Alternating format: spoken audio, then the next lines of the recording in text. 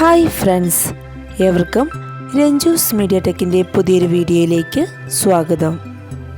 സർഗാത്മക ഡയറി എന്ന് നിങ്ങൾ കേട്ടിട്ടുണ്ടാവും. അത് എന്താണെന്നും അതെങ്ങനെയാണ് എഴുതേണ്ടതെന്നും അതെഴുതുമ്പോൾ എന്തൊക്കെ കാര്യങ്ങൾ ശ്രദ്ധിക്കണം എന്നുമാണ് നിങ്ങളുമായി പങ്കുവയ്ക്കുന്നത്. ഏവർക്കും ഒരിക്കൽ കൂടി വീഡിയോയിലേക്ക് സ്വാഗതം. സർഗാത്മക ഡയറി തയ്യാറാക്കുമ്പോൾ നമ്മൾ അതിൽ പ്രധാനമായും ഉൾപ്പെടുത്തുന്നത് വർണ്ണനയും വിശേഷണങ്ങളുമാണ്. വർണ്ണനയും വിശേഷണങ്ങളും ഒക്കെ ഏകദേശം ഉൾപ്പെടുത്തിക്കൊണ്ടുള്ള ഒരു സർഗാത്മക ഡയറി ഇന്ന് നിങ്ങളെ പരിചയപ്പെടുത്തുകയാണ്. നമുക്ക് ഡയറി ശ്രദ്ധാപൂർവം ശ്രവിക്കാം. കിളികളുടെ നാദസ്വരം കേട്ടുകൊണ്ടാണ് രാവിലെ ഞാൻ ഉണർന്നത്. മറ്റ് ദിവസങ്ങളെ അപേക്ഷിച്ച് ഇന്ന് ചെറിയൊരു ആശങ്കയോടെയാണ് ഞാൻ വിദ്യാലയത്തിലേക്ക് കടന്നു വന്നത്. സമയം 10:05. ഞാൻ അല്പം വൈകിപ്പോയിരുന്നു. പുഞ്ചിരി തൂകിക്കൊണ്ട് ടീച്ചർ ഒരു ഗണിത ചോദ്യവുമായി ഞങ്ങൾക്ക് മുന്നിൽ ആഗതയായി. ഞാൻ തലപുകഞ്ഞ് ആലോചിച്ചെങ്കിലും ഫലമുണ്ടായില്ല. എന്തായാലും എൻ്റെ കൂട്ടുകാരിയുടെ ഉചിതമായ ഇടപെടൽ എനിക്കല്പം ആശ്വാസമേകി. എല്ലാവർക്കും സ്ലിപ്പുകൾ വിതരണം ചെയ്തു വരുന്ന ടീച്ചറിനെ ഒരു നിമിഷം ഞാൻ നോക്കിയിരുന്നു. സ്ലിപ്പിൽ എന്താണെന്നറിയാനുള്ള ആകാംക്ഷ എന്നിൽ അലതല്ലി. സ്ലിപ്പിലെ ചോദ്യം എനിക്ക് ആശ്വാസമേകിയപ്പോൾ ലേശം അഹങ്കാരം എവിടെ നിന്നോ എന്നിലേക്ക് ഓടിയെത്തി. പറഞ്ഞറിയിക്കാനാകാത്ത ഒരു സന്തോഷം എന്നെ തഴുകിപ്പോയി. അപ്പോഴേക്കും ഒരേ ചോദ്യക്കാർ ഗ്രൂപ്പുകളിൽ നിലയുറപ്പിച്ചിരുന്നു. ഗ്രൂപ്പുകളുടെ അവതരണത്തിനിടയിൽ എൻ്റെ ഒരു സാന്നിധ്യവും ഞാൻ അറിയിച്ചു.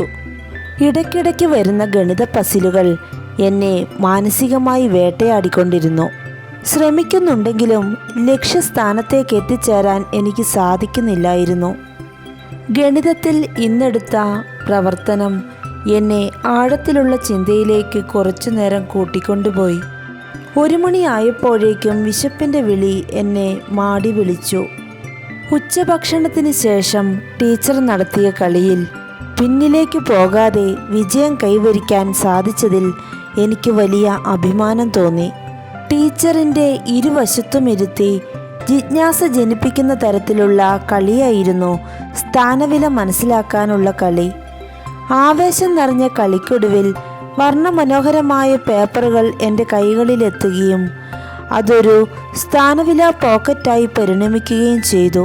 ഈ പ്രവർത്തനം ചെയ്തപ്പോൾ എനിക്ക് വലിയധികം സന്തോഷവും അഭിമാനവും തോന്നി.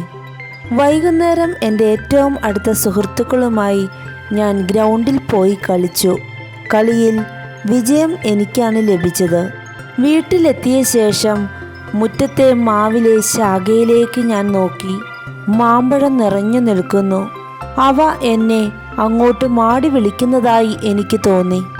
നാവിലൂടെ ഊറി വരുന്ന വെള്ളത്തെ നിയന്ത്രിക്കാൻ ഞാൻ പാടുപെട്ടു. അച്ഛൻ മാവ് തോട്ടിയിട്ട് കുലുക്കി. നല്ല പഴുത്ത മാമ്പഴങ്ങൾ നിലത്ത് വീണു. ഞാൻ ഓടിച്ചെന്ന് വയറു നിറയെ മാമ്പഴങ്ങൾ കഴിച്ചു. നല്ല രുചിയുള്ള മാമ്പഴങ്ങളായിരുന്നു. പിന്നീട് പഠിക്കാനുള്ളതൊക്കെ പഠിച്ച് ജഗദീശ്വരനെ ധ്യാനിച്ച് ഭക്ഷണമൊക്കെ കഴിച്ച് നിദ്രയിലാണ്ടു. സർഗാത്മക ഡയറിയുടെ ഒരു മോഡലാണ് ഇന്ന് നിങ്ങളുമായി പങ്കുവച്ചത്. ഏകദേശം ഇതുപോലെയൊക്കെയാണ് എഴുതേണ്ടത്. ഈ വീഡിയോ നിങ്ങൾക്ക് ഇഷ്ടമായെന്ന് പ്രതീക്ഷിക്കുന്നു. നിങ്ങൾ ആദ്യമായിട്ടാണ് ഈ ചാനൽ കാണുന്നതെങ്കിൽ സബ്സ്ക്രൈബ് ചെയ്യുക. നിങ്ങൾക്ക് ഈ വീഡിയോ ഉപകാരപ്രദമായെങ്കിൽ മറ്റുള്ളവരിലേക്ക് ഷെയർ ചെയ്യുക. പുതിയ വീഡിയോകളുമായി നമുക്ക് വീണ്ടും കാണാം. വീഡിയോ ശ്രവിച്ച ഏവർക്കും നന്ദി.